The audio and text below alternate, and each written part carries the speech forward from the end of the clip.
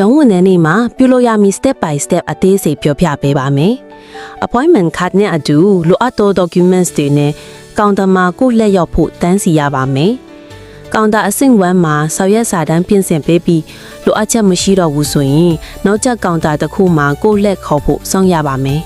။ကိုလက်ကြရင်ဆောက်ရက်စာတမ်းဒီအသေးစိတ်ထပ်စစ်ပါ။ passport နဲ့မြန်မာ license ကိုက်ညီမှုရှိမရှိ visa at least 15 days ရှိမရှိ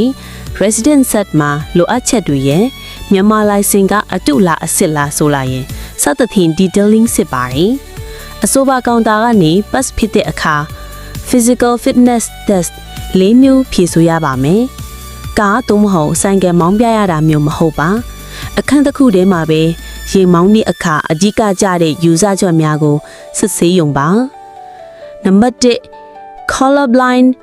ဝါစိမ့်နီစစ်ပါတယ်။နံပါတ်2 parking ထိုးသလိုမျိုးရှေ့နောက်တန်း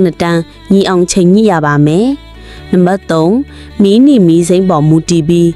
lever and brake နှိမ်ပြရပါမယ်။နံပါတ်4မျက်နှာရွယ်ဘေးတစ်ဖက်တစ်ချက်က